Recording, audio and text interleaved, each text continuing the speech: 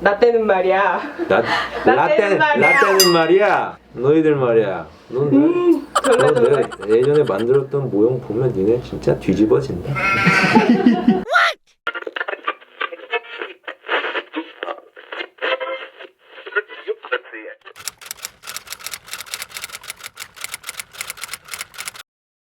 사무소를 개소하려면 실질적으로 어떤 것들이 준비되어야 할까요? 적당히 헤딩하는 거지 뭐. 다시 내가 돌아갈 곳이 없다라는 생각을 해야 되고, 나는 이제 여기서 뭔가를 하지 않으면 끝이다 라는 마음가짐으로, 진짜 끝은 아니지만 그런 마음가짐을 가지고 시작을 해야 되고, 대충 설렁설렁 하면 어떻게 되겠지, 절대 안 돼.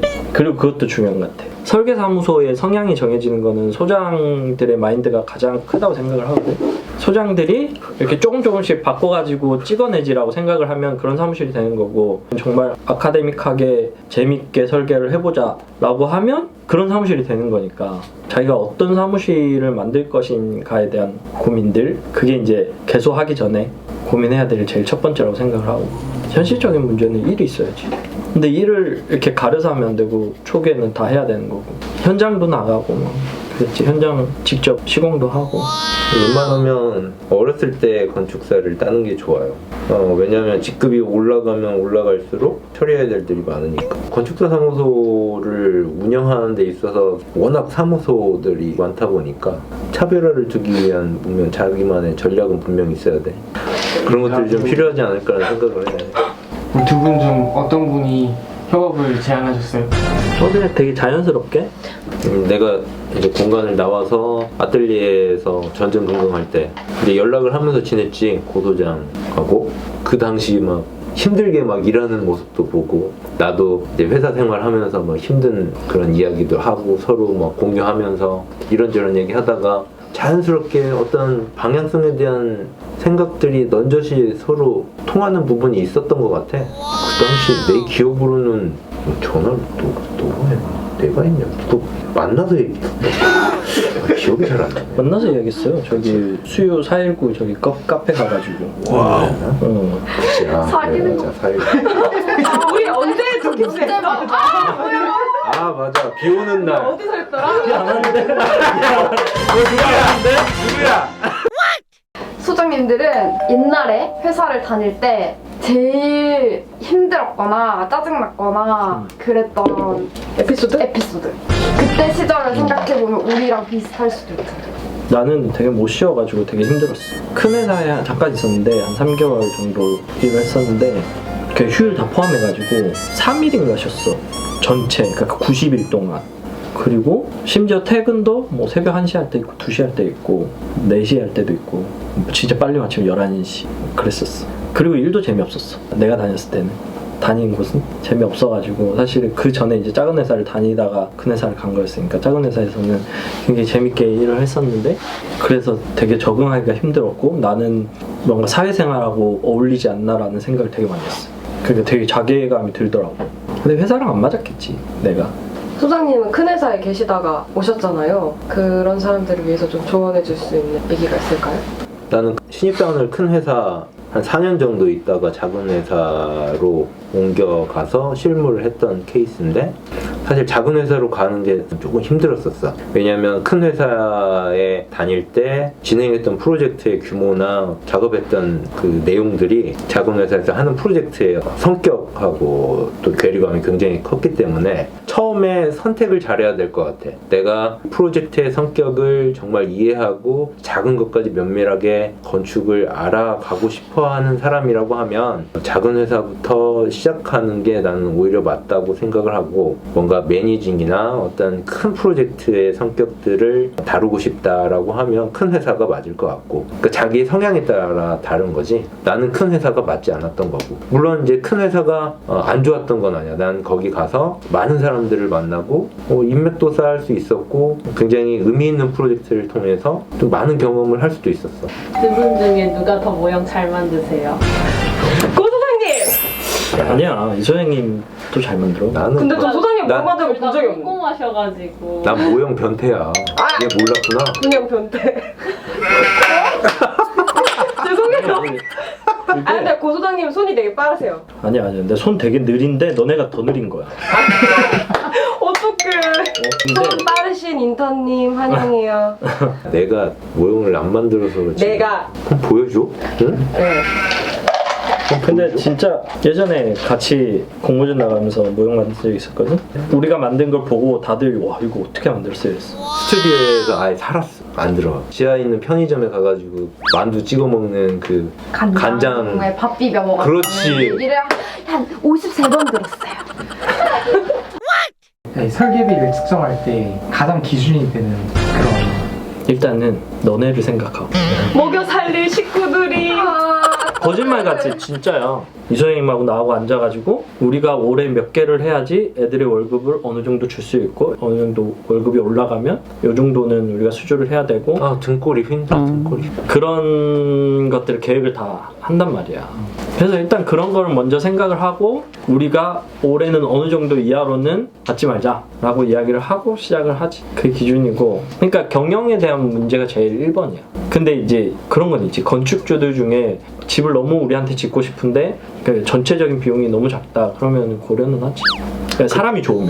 그때 달라.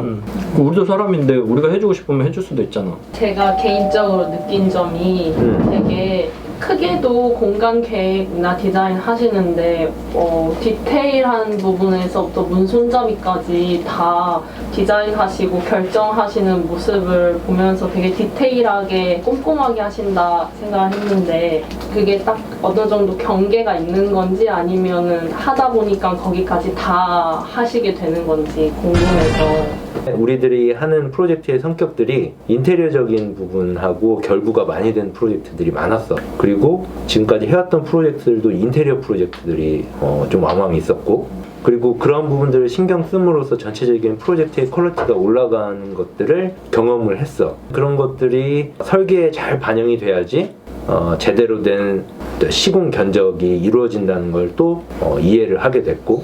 건축가라면은 마스터잖아. 마스터는 처음부터 끝까지 다 해야 되는 거고, 심지어 가구나 빼부리기나 이런 것도 제안을 하잖아. 그리고 스테이 같은 경우는 뭐 주전자 이런 것도 추천하잖아. 그런 것들까지도 우리가 가이드를 줘야 되지 않나 라는 생각이 사실 기본적으로 깔려 있는 거지. 건축주가 돼서 설계를 의뢰하고 싶은데 설계를 어디에 의뢰를 해야 되는지 모르는 분들도 있고 시공사와 설계사의 차이를 모르시는 분들도 있고, 그리고 막상 설계를 의뢰하러 왔는데 뭐를 준비해서 와야 되는지 모르시는 분들도 계신 것 같아요. 그래서 만약에 의뢰를 하러 오신다고 하면 최소한 어떤 것들은 준비가 되어 있어야 할지 궁금합니다. 오, 좋은 질문. 음. 건축가를 자신이 돈을 주고 고용한다라는 생각을 가지고 오면 절대 안 되고, 나는 갑이고 너는 을이니까 내가 시키는 대로 하라고 하면 누가 좋은 마음으로 그 사람을 위해서 집을 설계를 하겠어? 절대 안 해. 그러니까 약간 파트너십에 관한 개념을 가지고 와서 이야기를 한다. 건축주도 좀 애티튜드가 있어야 된다. 그럼 그건 당연하고, 그렇게 해주면 건축가들도 굉장히 정성을 다해서 그 사람의 어떤 삶에 지대한 영향을 주는 프로젝트잖아. 그래서 허투루 하지 않을 거라는 거지. 그리고 집을 짓는 과정이 클라이언트가 되는 과정이에요. 건축가가 실제로 많은 이야기를 통해서 그 사람의 삶에 들어가야 하고, 그 사람이 어떤 생각을 하는지를 이해하고 뭐 공감하고, 때에 따라서는 많은 것들을 공유를 해야 되는 상황인 거죠. 그래야지 좋은 집이 나올 수 있으니까.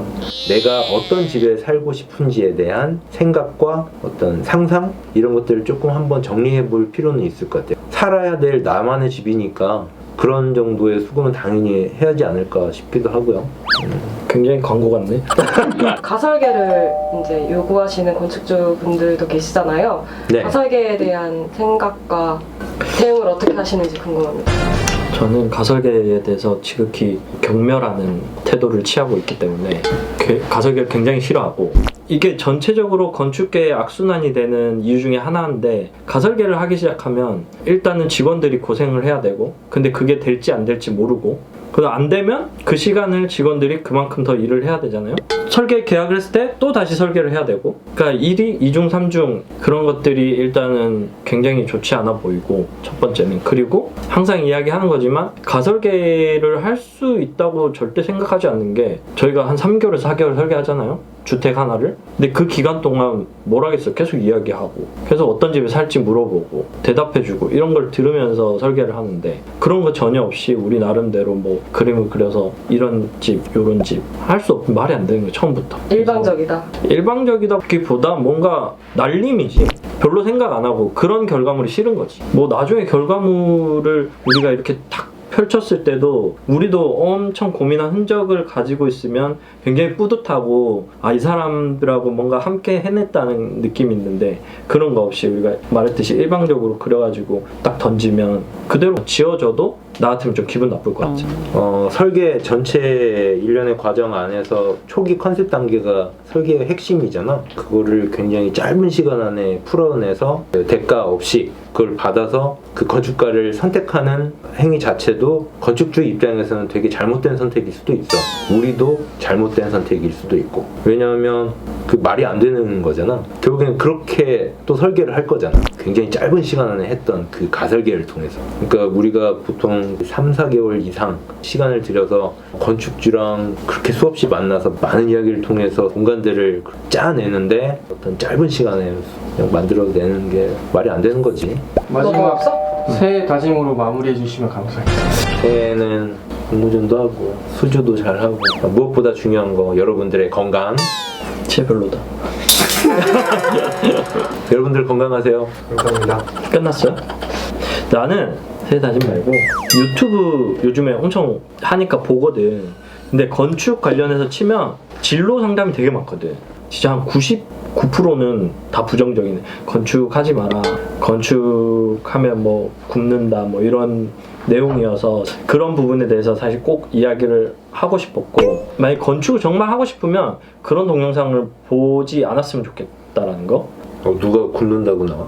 굶는다기보다는 이제 뭐 이렇게 하지 마라 뭐 다들 뭐 이렇게 누가 그럼 건축 상담소 여시는 거예요? 아니 그런 건 아닌데 물론 이제 뭐 나중에 댓글로 이렇게 해주면은 모아가지고 할 수도 있겠지만 어쨌든 그런 선배들의 말은 정말 들을 필요 없을 것 같고 대신에 이제 진짜 자기가 건축을 정말 너무 하고 싶다라고 하면 그런 거 생각하지 말고 건축만 보고 가면은 충분히 잘할 수 있다고 생각을 하고 돈 못 번다고 그러는데 또 잘 번 사람 잘 보니까 그거는 나름이고 물론 뭐 의사나 변호사처럼 평균적으로 다 잘 버는 건 아니지만 연예인도 잘 버는 사람 잘 벌고 못 버는 사람 못 벌듯이 그렇게 생각을 하시면 될 것 같고 어쨌든 그 말을 하고 싶었어요. 부정적인 내용들이 너무 많은데 그런 것들이 너무 얕아서 다들 되게 얕은 소리를 하고 전망이 없다라는 이야기를 하는데 애초부터 어떤 일이든 전망이 있는 일은 없어. 자기가 어떻게 하느냐에 따라 다른 거지. 어찌됐건 건축을 하는 선배들이라면 힘을 주는 유튜브도 올리고 좀 도움되는 이야기를 많이 해줬으면 좋겠다. 사실 우리도 많은 후배분들이 또 좋은 대우를 받고 또 건축을 더 하고 싶어하는 환경을 만들기 위해서 노력을 하려고 하고 있거든요. 그런 환경이 될 수 있도록 선배분들이 더 노력을 좀 해주시면 좋을 것 같고 아무튼 화이팅! 여러분 화이팅! 끝? 라떼는 말이야 지금 라떼 몇 번 하는 거야? 내가 저기 왕십리 저기 시장 골목에 살았는데 집에 갔는데 변기 물이 말라 있었어. 어? 그건 무슨 소리야? 집에 하도 안 들어가. 그 변기물 변기물 왜 변기가 말아요? 뭐가 이상한 거지. 집에 하자. 아니야. 짱난 거 아니야? 아니야. 공기물은 잘 안 마르지 않아? 맞아.